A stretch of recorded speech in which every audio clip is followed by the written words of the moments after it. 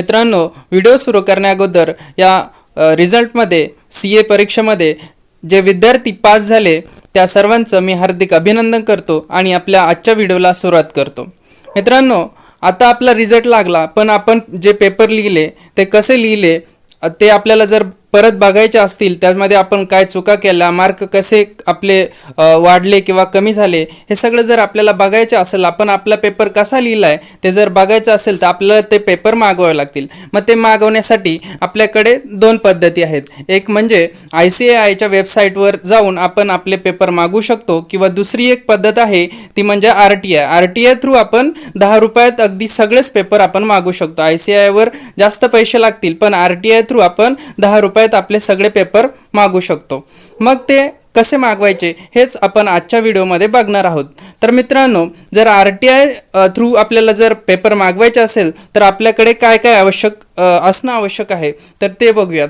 बघा, आपल्याला जर RTI थ्रू पेपर मागवायचे असतील तर आपल्याकडे ॲडमिट कार्ड असणं आवश्यक आहे, आपला रोल नंबर असणं आवश्यक आहे, एक RTI ॲप्लिकेशन आहे तो मी माझ्याकडे फॉर्मॅट आहे त्यानुसार तो आपण लिहू शकतो, आणि debit card, credit card, net banking कुठल्याही प्रकारचं आपल्याला पेमेंटसाठी आपल्याला पाहिजे. मग आता आपण बघूया की RTI थ्रू आपण ॲप्लिकेशन कसं करू शकतो. मग सगळ्यात प्रथम आपल्याला जायचं आहे क्रोमवर, आणि क्रोमवर जाऊन आपल्याला एक वेबसाईट टाईप करायची आहे, RTI ॲप्लिकेशन. इथे टाईप करायचं RTI ॲप्लिकेशन. मग हे टाईप केल्यानंतर बघा, पहिलीच लिंक आहे त्यावर आपण क्लिक करायचं. क्लिक केल्यानंतर आपल्यासमोर असा एक इंटरफेस ओपन होईल. हे बघा, अशा रीतीने आपल्यासमोर एक इंटरफेस ओपन झालेला आहे. मग आपण तिथे आपला RTIचं ॲप्लिकेशन करू शकतो. मग त्यासाठी काय करायचं, इथे बघा होम नंतर आहे सबमिट रिक्वेस्ट. मग सबमिट रिक्वेस्टवर आपण क्लिक करायचं. इथे काही गाईडलाईन्स दिलेल्या आहेत त्या आपण सगळ्या वाचून घ्यायच्या, आणि त्याला I have read and understood the above guidelines इथे आपण टिक करायचं आणि सबमिट म्हणायचं.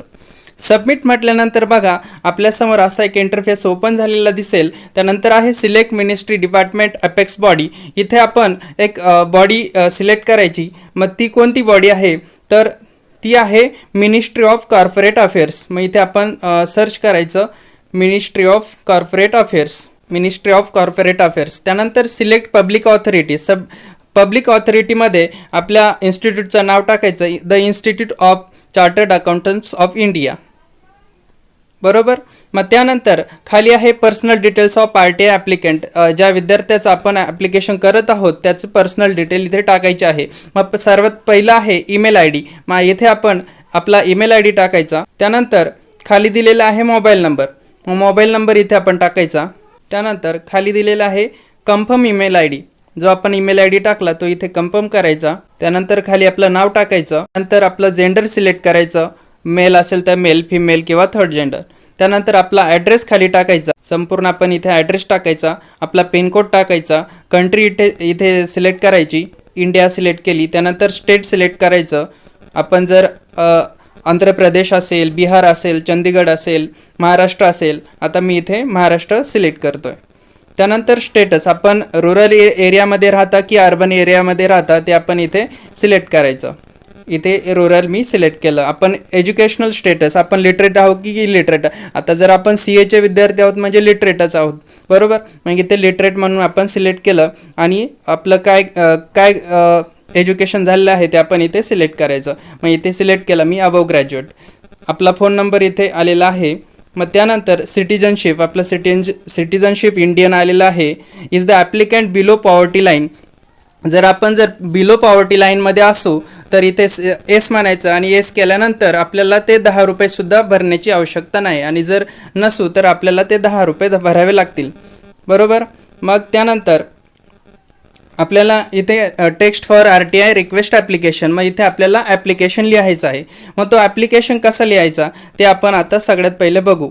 मग त्याचा मी एक फॉर्मॅट बनवलेला आहे, त्यावरून आपण तिथे लिहूया. मग इथून मी हा सिलेक्ट करतो, कॉपी करतो आणि तिकडे पेस्ट करतो. मग आता आपण या फॉर्मॅटमध्ये काय काय लिहिलेलं आहे. Dear sir madam, request you to provide certified copies of answer sheets under the right to information act 2005. Below are my details for your reference. मग आता आपल्याला खाली आपले डिटेल्स टाकायचं, आपलं नाव टाकायचं, नंतर आपण कोणती एक्झाम दिलेली आहे ते टाकायचं. मग मी इथे टाकतो CA इंटरमिडिएट. त्यानंतर इयर ऑफ एक्झामिनेशन, आपण कोणत्या वर्षात आपली एक्झाम दिलेली आहे. मग इथे आपण टाकूया नोव्हेंबर 2023. त्यानंतर आपला इथे रोल नंबर टाकायचा. मग आपल्या ॲडमिट कार्डवर आपला रोल नंबर असेल त्यावरून आपण तिथे आपला रोल नंबर टाकूया. नंतर खाली आपला स्टुडंट रजिस्ट्रेशन नंबर टाकायचा, म्हणजे आपला WRO असेल, SRO असेल, NRO असेल, जोही असेल तो आपण इथे टाकायचा. इथे मी WRO टाकला. त्यानंतर आपला खाली मोबाईल नंबर टाकायचा, नंतर ईमेल ID टाकायचा आणि मग scan copy of the paper required is as follows. आपल्याला कोणत्या पेपरचं आपल्याला स्कॅन कॉपी पाहिजे ते पेपर आपण खाली लिहायचे. मग पेपर नंबर आणि सब्जेक्ट नेम, मग 1 2 3 4 5 6 7 8 आपले जे नसतील ते आपण डिलीट करायचे आणि जे असतील ते इथे ॲड करायचे. मग इथे मी पहिला पेपर टाकतो अकाउंटिंग, दुसरा पेपर टाकतो कॉर्पोरेट अँड अदर लॉज, तिसरा पेपर टाकतो कॉस्ट अँड मॅनेजमेंट अकाउंटिंग, चौथा टाकतो टॅक्सेशन. ही खाली जे आहे ते मी डिलीट करतो कारण ते मी दिलेले नाही. मग अशा पद्धतीने आपण इथे आपलं ॲप्लिकेशन लिहिलेलं आहे. मग त्यानंतर आपल्याला इथे सपोर्टिंग डॉक्युमेंट जोडायचं आहे. मग ते सपोर्टिंग डॉक्युमेंट काय असतं तर ते असतं आपलं ॲडमिट कार्ड. मग ॲडमिट कार्ड हे जोडायचं असतं, पण ते नेहमी आपलं PDF फॉर्ममध्ये पाहिजे आणि ते नेहमी 1 MB पेक्षा कमी त्याची साईज पाहिजे. मग आपण इथे चूज फाईल म्हणायचं. चूज फाईल केल्यानंतर आपल्याला फाईल्स ओपन होतील आणि त्यामधून आपण आपलं ॲडमिट कार्ड सिलेक्ट करून तिथे अटॅच करायचं आहे. इथे आपण आपलं ॲडमिट कार्ड जोडलेलं आहे आणि त्यानंतर आपल्याला इथे सिक्युरिटी कोड टाकायचा आहे. मग मी ते सिक्युरिटी कोड टाकतो. Do not use refresh and back button or browser after making payment. If applicant didn't receive the registration number then applicant is advise to wait for the 24 to 48 working hours.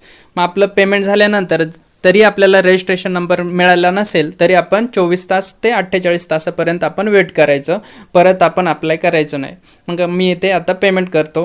Payment मोड काय काय आहे, internet banking, credit और debit card, रुपे card, UPI याच्यापैकी काही चालेल. मग please select your bank, इथे आपण bank select करायचं, पेमेंट गेटवे सिलेक्ट करायचं आणि पे करायचं. सिलेक्ट करतो UPI. इथे आपण UPI ID टाकायचा आणि इथे आपण कन्फर्म करायचं. कन्फर्म केल्यानंतर बघा आपल्यासमोर अशी डिटेल येईल. आपण इथे कन्फर्म म्हणायचं आणि त्यानंतर आपल्या UPIचं जे ॲप्लिकेशन असेल त्यावर आपण तिथे पेमेंट ॲक्सेप्ट करायचं. मी इथे पे म्हणतो. अशा पद्धतीने आपण हे पेमेंट सक्सेस केलेलं आहे.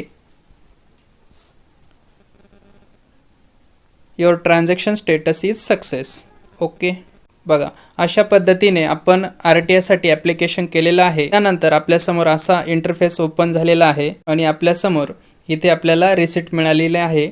आपण ही प्रिंट करू शकतो, सेव्ह करू शकतो. तर मित्रांनो अशा प्रकारे आपण RTI ॲप्लिकेशन केलेलं आहे आणि हे ॲप्लिकेशन केल्यानंतर 10 ते 15 दिवसात आपल्या मेलवर सगळे पेपर आपल्याला मिळतील आणि तोपर्यंत आपण स्टेटस चेक करू शकतो. जी आपण आता PDF सेव्ह केली त्या PDF जो नंबर आहे तो नंबर टाकून आपण आपलं स्टेटस चेक करू शकतो. मित्रांनो व्हिडिओ कसा वाटला, व्हिडिओला लाईक करा, शेअर करा, कमेंट करा आणि ज्ञानदर्शन